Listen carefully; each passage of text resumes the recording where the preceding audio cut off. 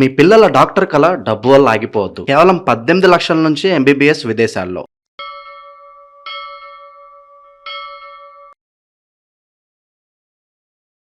అందరికీ నమస్కారం. నేను శిరీష. ప్రస్తుతం మనతో పాటు ఉన్నారు ప్రముఖ ఆధ్యాత్మికవేత్త, జ్యోతిష వాస్తు పండితులు రమాదేవి గారు. అమ్మతో మాట్లాడదాం. అంతకంటే ముందు ఇలాంటి ఆధ్యాత్మిక పరమైన విషయాలు తెలుసుకోవడానికి ఇప్పుడే మన ఛానల్ని సబ్స్క్రైబ్ చేసుకోండి. నమస్కారం అమ్మ. అమ్మ, మీనరాశి వారి యొక్క స్వభావం ఎలా ఉండబోతుంది అంటారు? ఏ దశలో వీళ్ళ జీవితం బాగుంటుంది? జీవితంలో ఒక్కసారైనా ఒక పుణ్యక్షేత్రాన్ని దర్శించుకోవాలంటే ఏంటంటారు? మీనరాశి నేచురల్ గా 12th హౌస్ అంటారు. ఇది మోక్ష మార్గం. మోక్షాన్ని చూసేది మనం మీనరాశి నుంచే చూస్తాం. ఇంకా చెప్పాలంటే విదేశీయాన్ని కూడా ఇక్కడ నుంచే చూస్తాం. ఎక్కువ మంది వీళ్ళు వెళ్తారా? ఇంకా మీరందరూ విదేశీయానం అంటే యోగంగా ఫీల్ అవుతారు. అది యోగం కాదు. మన జాతక చక్రం పాడైపోతేనే విదేశాలకు వెళ్తారు. నాది పిహెచ్డి టాపిక్ కూడా అదే. పిల్లలు విదేశాలకి ఎందుకు వెళ్తున్నారు అంటే, ఇప్పుడు మీ అబ్బాయి ఇప్పుడు ఎలా ఉందంటే, పిల్లాడు ఎల్కేజీ చదువుతుంటాడు, వాడి చాట తీసుకొచ్చి మా అబ్బాయి ఫారెన్ వెళ్తాడో వెళ్తా. ఫ్యూచర్ లో మా అబ్బాయి చదువుకోవడానికి ఎంఎస్ చేయడానికి ఫారెన్ వెళ్తాడో వెళ్దా. ఇది క్వశ్చన్ అన్నమాట. ఈ క్వశ్చన్ ఎందుకు వెళ్తారు ఫారెన్? 12 ఇళ్ళు పాడైపోతే వెళ్తారు. మీనరాశి పాడైపోతే వెళ్తారు. అంటే పాపగ్రహాయుతం అయితే కనుక ఫారెన్ వెళ్తారు. కానీ అందరూ కలిసి వస్తుంది మా అబ్బాయి దేశ బహిష్కరణ అనేవారు. దేశ బహిష్కరణ అంటే దేశం నుంచి వెళ్ళగొట్టేసారు. ఎందుకు వెళ్ళగొడతారు? మన 12 ఇళ్ళు పాడైపోతే దేశం నుంచి బయటకు పంపించేస్తారు, దేశ బహిష్కరణ చేస్తారు. అందరు అప్సెట్ అవుతారు ఈ మాట వింటే. అందుకని విదేశీయానం చూసేది కూడా ఇక్కడ నుంచి. మీనరాశిలో పాపగ్రహాలు ఉంటే కనుక విదేశీయానం ఉంటుంది. కనుక మీనరాశి అనేది మోక్షం కూడా మీనరాశి నుంచే చూస్తాం.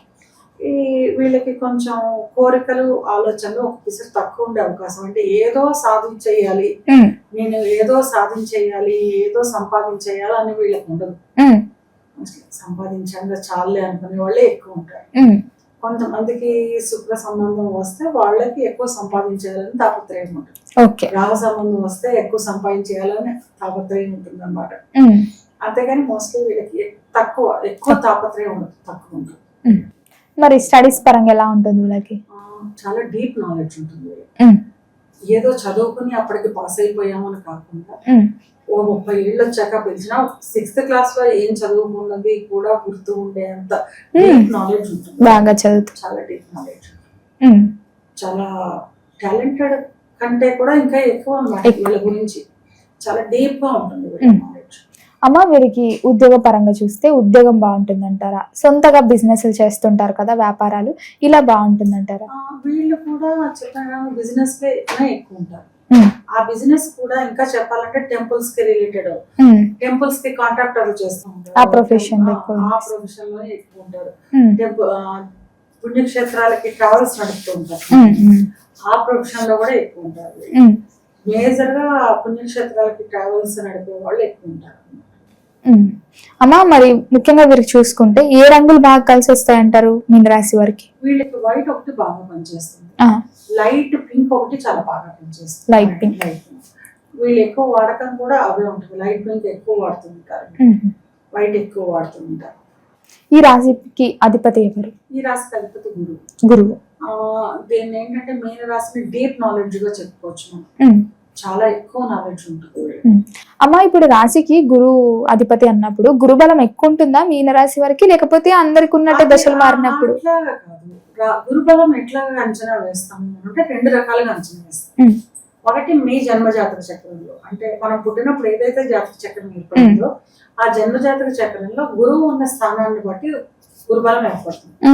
తర్వాత గోచారంలో, ఇప్పుడు ప్రస్తుత సంచారంలో సంవత్సరానికి ఒక రాశి మారుతూ ఉంటాడు గురువు. సంవత్సరం 1 year ఒక రాశిలో ఉంటాడు అనమాట. అలా మారినప్పుడు ఆ రాశిని అంచనా వేసుకుని కూడా గురుబలాన్ని కంపేర్ చేసుకుంటారు. అది గురుబలం. అంటే గురుబలం లేని పక్షంలో వీళ్ళు పసుపు రంగు కూల్డ్రింక్ బాటిల్ ఏదైనా క్యారీ చేస్తూ ఉన్నా సరే కూడా గురుబలం ఉంటుంది, గురువు సపోర్ట్ ఉంటుంది అనమాట. వివాహ జీవితం అలా ఉంటుంది. వీళ్ళకి వివాహ జీవితం బాగానే ఉంటుంది, పర్వాలేదు. బట్ వీళ్ళకి కూడా కొన్ని సందర్భాల్లో డ్యూయల్ మ్యారేజ్ ఉండే అవకాశం ఉంటుంది. వీళ్ళు కూడా వివాహ సమయం ఉందో లేదో చూసుకుని వివాహం చేసుకోవాలి, మంచిగా చేసుకోవాలి. ప్లస్ వీళ్ళకి రాశ్యాధిపతి లగ్నాధిపతి గురువు కాబట్టి ఉమ్, ఆ గురు సంబంధం ఉన్న అమ్మాయినో అబ్బాయినో ఇచ్చి చేయడం వల్ల వివాహం ఓకే. సక్సెస్ఫుల్ గా ఉంటుంది అన్నమాట. ఉమ్, అంటే ఎప్పుడైనా రాశికో లగ్నానికో గురువు సంబంధం ఏర్పడింది అనుకో, ఉమ్, అప్పుడు వాళ్ళు ఎక్కువ ధార్మికంగా ఉంటారు, ఎక్కువ న్యాయబద్ధంగా ఉంటారు. సొసైటీ అంత న్యాయబద్ధంగా ఉందని ఇప్పుడు యాక్సెప్ట్ చేయలేదు. ఇప్పుడు సొసైటీ చెయ్యాలి. వీళ్ళు ఎక్కువ ధర్మంగా ఉన్నాడు, అవును. మనకి ఎంత పర్ఫెక్ట్ గా మనం ఉండలేము అనుకుంటారు. ఉమ్, అందుకని అలాంటి కనెక్షన్ ఉన్న అమ్మాయిని చేసుకోవడం వల్ల, అలాంటి కనెక్షన్ ఉన్న అబ్బాయిని చేసుకోవడం వల్ల వీళ్ళకి వైవాహిక జీవితం బాగుంటుంది. ఇది కంప్లీట్ గా మ్యాచింగ్ మీద ఆధారపడి ఉంటుంది. మ్యాచింగ్ చూసుకొని చేసుకోవాలి. అమ్మ మొత్తం మీద మరి ఈ మీన రాశి వారు ప్రేమ వివాహాలు చేసుకుంటారా, పెద్దలు కుదిరించిన వివాహం చేసుకుంటారా? వీళ్ళకి ప్రేమ వివాహాల అవకాశం ఎక్కువే ఉంటుంది.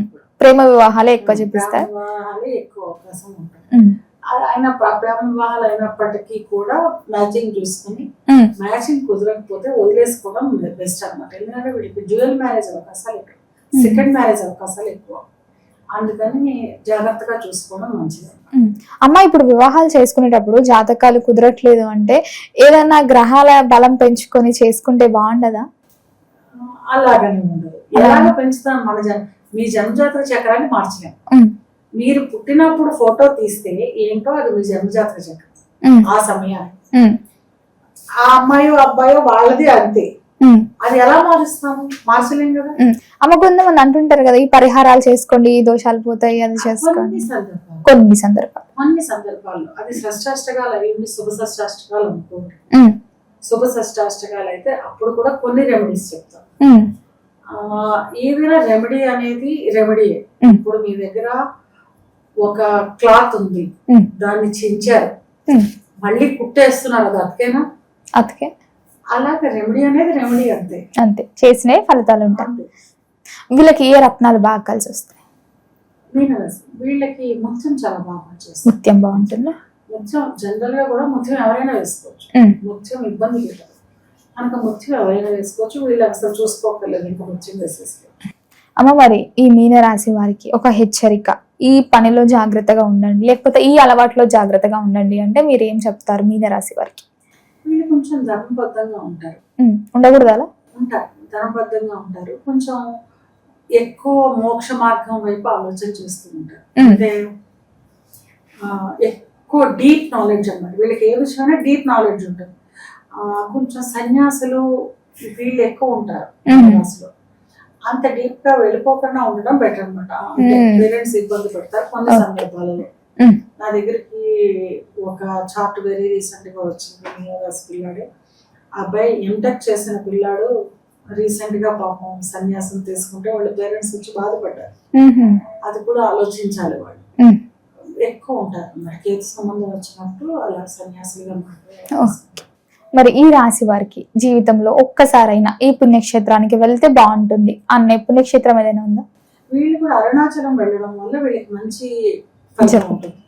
అంటే లైఫ్ కి టర్నింగ్ పాయింట్ దొరుకుతుంది అనమాట. అక్కడికి వెళ్ళి అరుణాచలం, చాలా మంది అరుణాచలం వెళ్ళొచ్చాక దర్శనం చేసుకొచ్చాక మాకు లైఫ్ టర్న్ అయిపోయిందంటే వీళ్ళకి అలాగ పనికొస్తాం. అరుణాచలం దర్శనం చేసుకోవడంతో లైఫ్ టర్నింగ్ పాయింట్ వీళ్ళకి. మరి రోజువారీ జీవితంలో ఏ దైవారాధన బాగుంటుందంటారు? రోజువారీ స్త్రీ దేవతారాధన అంటే గౌరీదేవి, దుర్గాదేవి, ఈ దేవతారాధన సరిపోతుంది వీళ్ళకి. అమ్మ మొత్తం మీద మీనరాశి వారి యొక్క గుణగణాలు ఏంటి, ఏ పుణ్యక్షేత్రాలు దర్శించుకోవాలో తెలియజేసినందుకు ధన్యవాదాలమ్మా.